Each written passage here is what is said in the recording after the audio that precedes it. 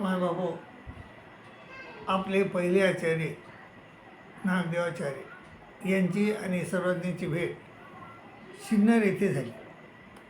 पहिली भेट सिन्नरला झाली आणि दुसरी भेट बीडला झाली. तिसरी भेट पाटोद्याला झाली. चौथी भेट कानाशीला झाली. पाचवी भेट करंजखेडा झाली. सहावी भेट जोगेश्वरीला झाली आणि खडकोलीला सातवी भेट झाली. सहावी हे बोध झाला आणि सातवी अनुसरण. सातव्या भेटीमध्ये अनुसरण झालं. मायबाबा, स्वामी भट्टोबासावर प्रसन्न होते आणि भट्टोबास बी तिथं आनंदी होते. परंतु एक दिवस भट्टोबासाच्या काय मनात आलं काय माहीत, आणि भट्टोबासाला वाटलं की त्यांनी असं मनात विचार केला की हे सगळे जे लोक आहेत हे स्वामीच्या काहीच काम करत नाहीत, पण मीच मात्र एकटा काम करतो, असा त्याला अभिमान आला. आणि मग स्वामींनी त्याला जवळ बोलून घेतलं, इकडे या भट्टो, आणि त्याला सांगितलं इथून निघून जा. आणि मग ते भट्टोबास रडू लागले, परंतु तरीही त्यांनी त्याला ठेवलं नाही, त्याच्यावर म्हणजे हे दाखवलं नाही. पण मग भट्टोबास रुद्रपूरला गेले आणि 6 महिने राहिले.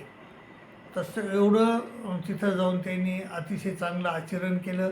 आणि मग स्वामीला दया आली आणि स्वामींनी त्यांना वापस बोलवून घेतलं. आणि भेट पैठणजवळ एक गाव आहे, तिथं भेट झाली. आणि स्वामीने त्यांना त्यावेळेस तिथं शिंदे राणी याचा दृष्टांत सांगितला. तर मायबाबा, या दृष्टांताचं लापणिक आहे, आनिका देता कायसेने नेघे, आयसे अनन्यत ईश्वर आपण्या समान करते. म्हणजे हा जो अनुसरलेला पुरुष आहे त्याला कोणी काही द्यायला तयार असते, परंतु तो घेत नाही. कांजीभांजी वासनिक म्हणतात, घ्या खांजीभांजी खाला, प्रमादीय म्हणतात, पण तो जात नाही. तर कायशाने नेघे, तो घेत नाही. आयशी अनन्यतो, आणि अशी अनन्यता जर पाळली त्यानं तर परमेश्वर त्याला आपल्या समान करतात.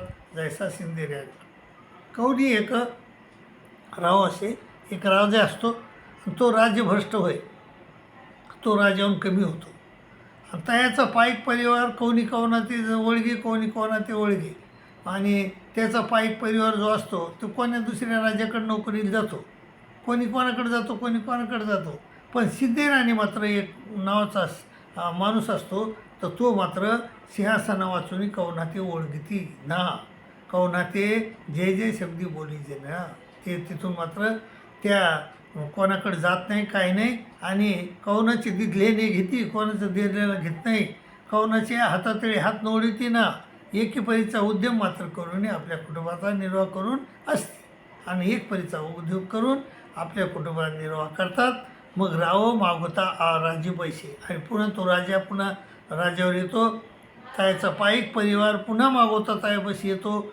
आणि मग एक दी तो सिंहासनी बसला होता, त्याने ऐसे पाहिले आणि मग म्हणतले, हा गा तुम्ही सगळे आले, ती शिंदे राणी देखील येते ना, शिंदे राणी आली नाही, ते के असते. मग ते सांगते ती कुठे येतं. मग लोक सांगतात की ते कवनाची ओळखीती ना, कवनाचे हातातळे हात नोडीती, एकीपरीचा उद्यम मात्र करून आपल्या कुटुंबाचा निर्वाह करून असते.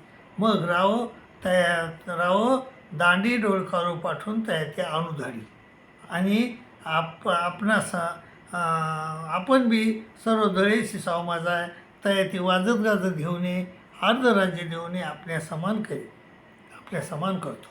त्याप्रमाणे अनुसारला पुरुष कवनाते ओळखीना. भट्टोबास रुद्रपूरला गेले होते, तर कोणाकडे गेले नाही, ते रुद्रपूरला गेले आणि तिथं जाऊन फक्त त्यांनी आपल्या पोटापुरतं म्हणजे भिक्षा मागून खाल्लं.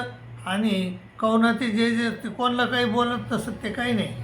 आणि एकी परीची सुद्धा निवृत्ती करून द्यायचं निर्वाह करून होते, तर त्याला देवाने बोलविलं आणि आपल्या समान केलं. मग समान तसं जर राहिलं आपण, तर आपल्याला देव परमेश्वर त्यांच्या समान करतात. मग त्या सन्निधान देती, अर्धशक्ती देऊन आपल्या समान करते, आणि त्याला अर्धशक्ती देऊन आपल्या समान करतात.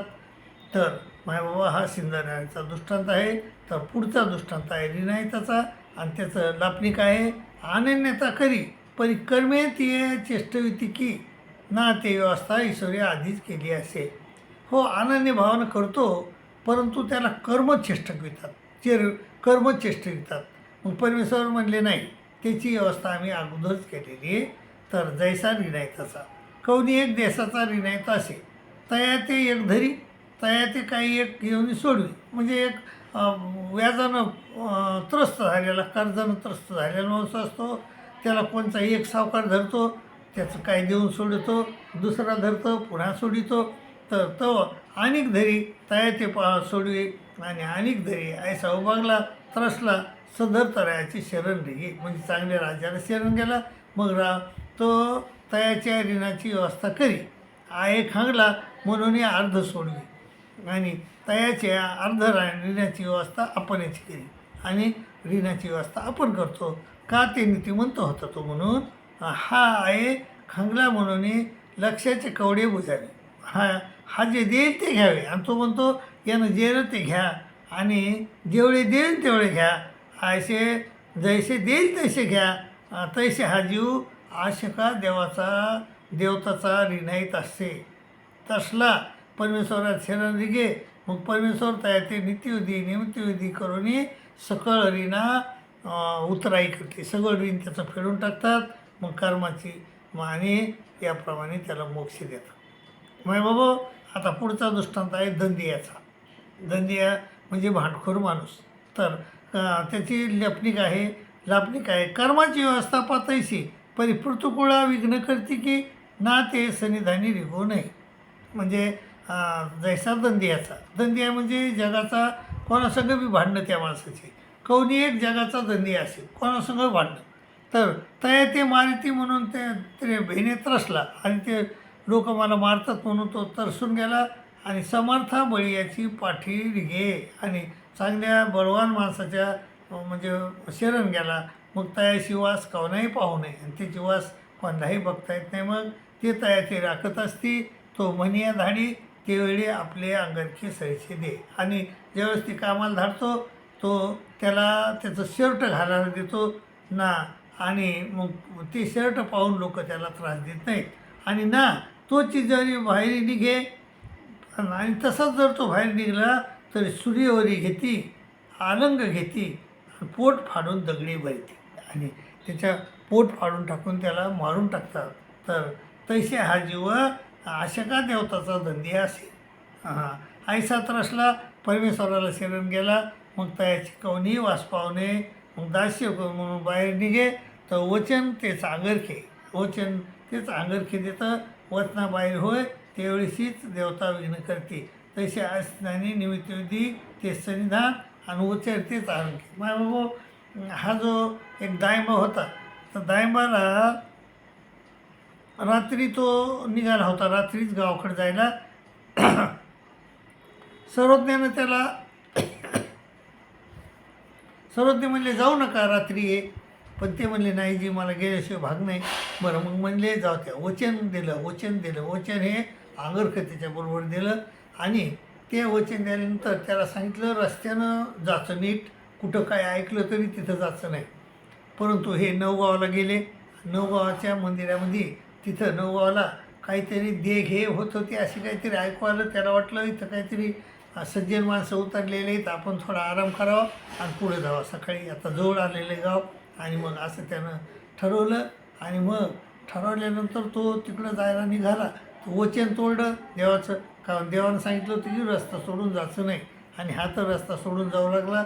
आणि मग एक शिळी आली आणि त्याच्या टाचावर खुऱ्या मारू लागली, तिची पाय मारू लागली. आणि मग तो पुन्हा त्याला आठवलं. पुन्हा तो रस्त्यावर आला आणि मग त्याचं ते विघ्न गेलं. त्याप्रमाणे मायभाऊ हा जो दंदियाचा दृष्टांत आहे. परमेश्वर आपल्याला वचन हेच अंगरखा आहे परमेश्वराचा. आणि ते अंगरखा जर आपल्याजवळ असला तर आपल्याला कोणची देवता काहीच करू शकत नाही, असं सर्वज्ञांनी सांगितलेलं आहे.